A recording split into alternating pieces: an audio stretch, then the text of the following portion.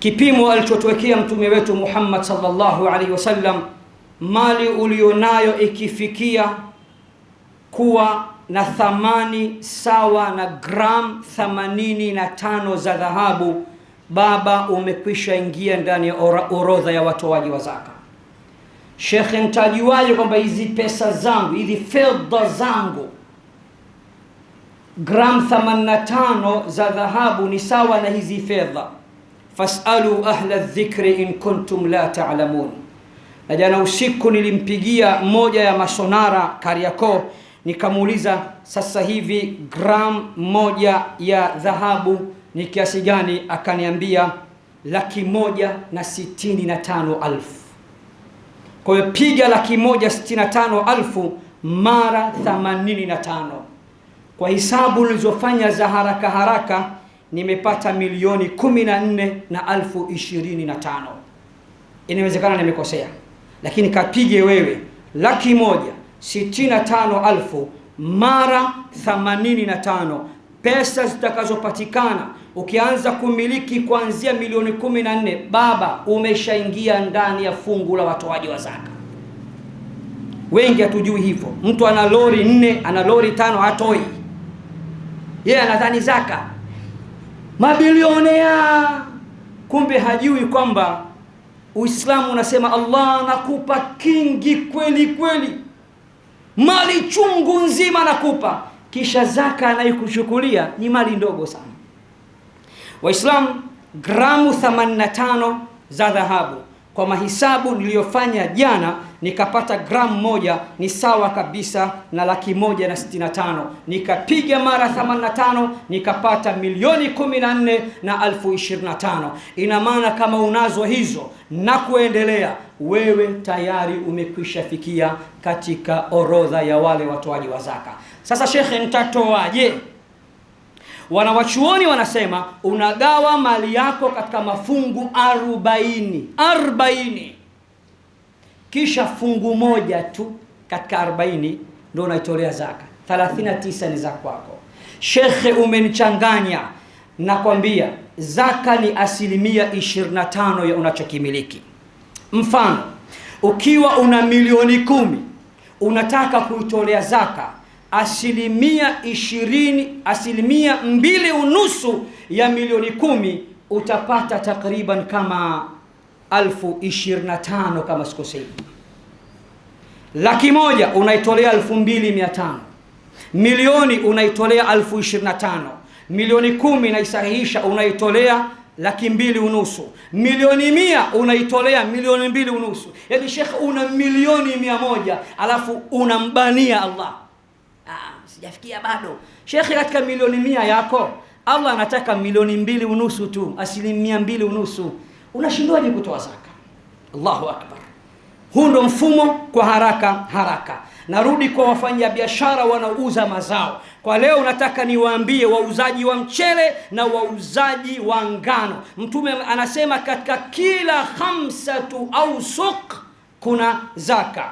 Nini maana yake? Bado shekhe, sitakupata. Wanawachuoni wanasema ukimiliki ngano au mchele kuanzia kilo 675, wengine wakasema kilo 672. Yaani mchele wako ukifikia kilo 672 au 75, shekhe, lazima uitolee zaka. Unachikichia magunia tu, haki ya Allah iko mule ndani.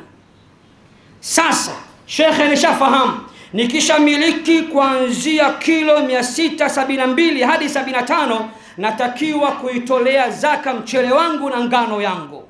Shekhe, natoaje? Unatoa 10% katika hilo. Wanachuoni wanasema ikiwa umemiminia mwenyewe shamba lako unatoa 5%. Ikiwa shamba limestawi kwa mvua ya Allah unatoa 10% kama sijakosea. Ndugu zangu Waislamu, nataka nirudi kwa wafugaji. Wafugaji, una mbuzi wengi, mashallah, kuna watu wana mashamba na mbuzi, wamewachikichia humo mbuzi 100, 200, 500, raha yake kuwaona tu. Shekhe, tolea zaka mbuzi wako. Shekhe, sijui namna ya kutoa. Bwana Mtume anasema kila atakayemiliki mbuzi 40 zaka yake ni mbuzi mmoja. Una mbuzi 39, hujafikia kiwango shekhe, songa mbele na mambo yako. Mbuzi 40, lazima utoe zaka mbuzi mmoja. Ikiwa unamiliki ngamia 5, lazima utoe zaka ya ngamia 5 ni mbuzi mmoja. Ikiwa unamiliki ng'ombe 30, lazima umtoe ng'ombe mmoja mwenye umri wa mwaka mmoja.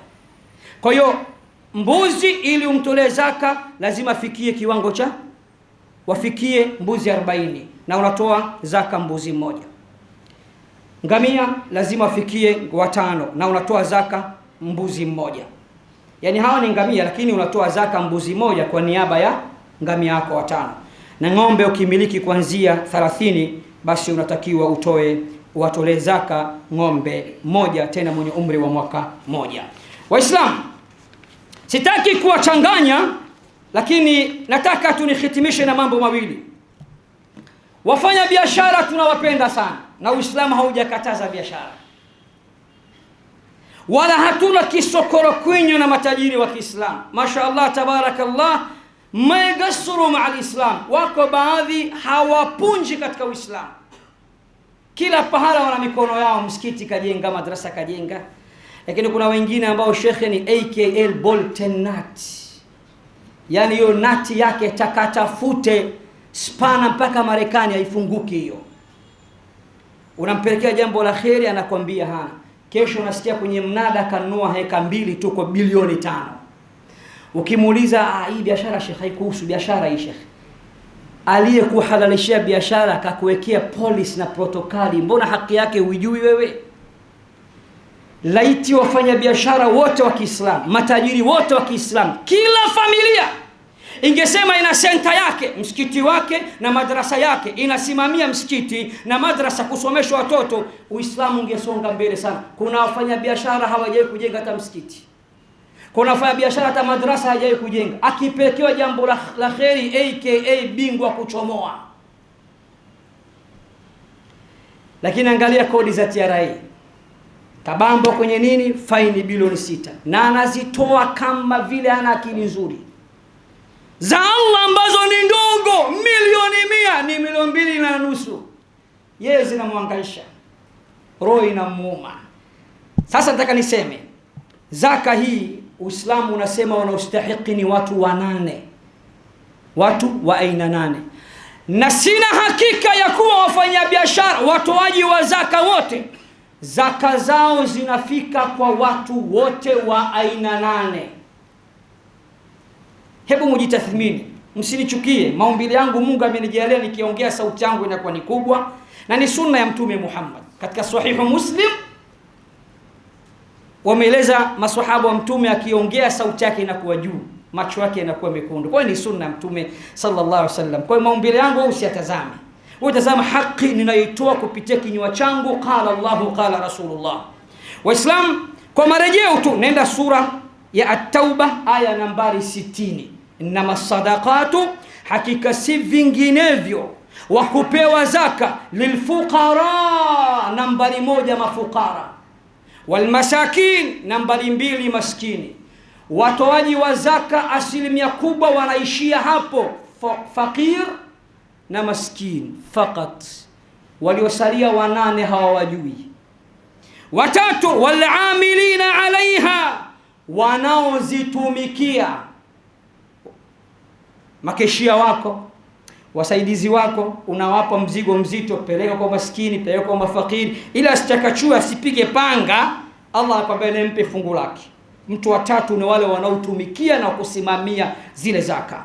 Mtu wa 4, walmuallafati qulubuhum, na katika kutiwa nguvu nyoyo za wale wanaotaka kusilimu au waliosilimu. Watu wanaosilimu Uislamu, Qur'an inasema wapewe zaka. Leo wakisilimu hapa, takbir, Allahu akbar, mtu kavaa kofia yake kamvalisha, jambo limeishia hapa. Sana sana kanzu za mitumba hapa nje, katandikwa na kapendeza hebu kweli kama shehe, umemaliza hapa. Kule kwenye Ugalatia alikuwa na maisha mazuri, ana nyumba kanyang'anywa, ana gari kanyang'anywa. Mapasta wangapi wamesilimu kurudi katika Uislamu hali mbaya hatari. Waislamu ni mabingwa takbir, alhamdulillah, basi limeishia. Qur'an nasema mtu wa nne, wale wenye kusilimu wape fungu wajiendeshe katika maisha, wasikengeuke, wasirudi nyuma. Ndio nikasema na waswasi si wa matajiri wote wanawafikia watu wanane. Mtu wa tano, wafirriqab, zaka yako uende ukawagomboe watumwa, kamnunue mtumwa kisha mwache huru lillah wa fi sabilillah. Baadhi ya wanawachuoni wa sasa wanasema, baadhi jamani, msininukuu vibaya, sio wote. Baadhi ya wanawachuoni wa sasa wanasema ulipo kama hakuna mtumwa, nenda gerezani kawagomboe wafungwa, ni shibe ya kuwa mtumwa. Ni baadhi jamani, sisemi ni kaulu rajih. Kuna watu wako ndani kwa sababu ya 100,000 kafungwa miezi 6. Kuna mtu yuko ndani miaka 2 Sheikh kwa sababu ya 1,000,000. Kawagomboe, kawatoe, traffic case, nenda mahakamani, wapo katika kuwagomboa watumwa. Lakini mtu wa 6, Qur'an nasema walgharimina, wenye madeni, walipieni madeni yao. Waislamu wangapi wana stress za kutosha kwa sababu ya madeni? 1 haikai, 2 haikai. Mtu anarauka 10 usiku anamkibia baba mwenye nyumba asimuone kama mchawi Sheikh, na akirudi saa 7 usiku, na baba mwenye nyumba akiwa TMK, wanaume mjanja halali na kusubiria mlangoni, anajua staili zako. Ni yupi mfanya biashara mtoaji wa zaka Tanzania hii aliyesema watafuteni wenye madeni mkawalipia madeni yao? Watu wenye madeni wengine hawana imani, wanajinyonga kwa sababu stress. Takuja kuulizwa, zaka yako mbona haujawahi kumlipia mtu madeni yake? Usimpe mkononi, mlipie madeni. Si jambo la kuomba, ni lazima ufanye hivyo. Utake ndio hivyo hivyo, na ustaki ndio hivyo hivyo. Jambo la 7, mtu wa 7, wa fi sabilillah, na katika njia ya Allah. Wengi katika wanawachuoni wanasema support vita vya jihad kwa mali yako.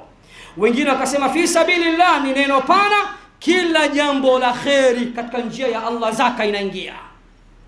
Mtu wa 6, mtu wa 8 na wa mwisho, wabni sabil, msafiri aliyekatikiwa pita njia. Tanzania hii hakuna mfanyabiashara aliyejenga nyumba akasema baitu ibn sabil, waliokatikiwa wakai. Wallahi Mombasa kuna mfanyabiashara wa Kiislamu, Allah mlipe kila la kheri, kaweka apartment kama ana akili nzuri, anasema hizi ni wapita njia na chakula kipo, anasema watakaa siku 3. Mtume anasema ugeni ni siku 3, iliyozidi ni sadaka. Utakula pale, utalala pale siku 3, unaendelea zako. Kakatikiwa. Nani anawatazama wasafiri? Leo akaja msikitini hapa, nimeibiwa passport, pesa zangu. Unamwona kabisa mgeni Kiswahili akijui, wewe kila mtu msanii kwako, kila mtu muongo kwako. Waislamu, faridhatan min Allah, ni lazima, ni faradhi kutoka kwa Allah. Hawa ndo watu 8 wanaostahili kupewa zaka.